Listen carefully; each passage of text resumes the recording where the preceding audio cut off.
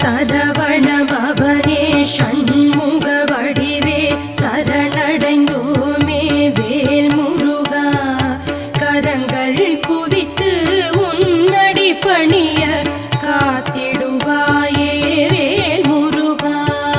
நிரந்தரமான உனதருள் வேண்டி நினைப்போம் உன்னை வேல் முருகா. பரமன் மகனே பன்னிரு கரனே பணிந்தோம் உன்னை வேல் முருகா. நறுமலர் எடுத்து சரமாய் தொடுத்து நான் உனக்களிப்பேன் வேல் முருகா. தருணம் இதுவென தன்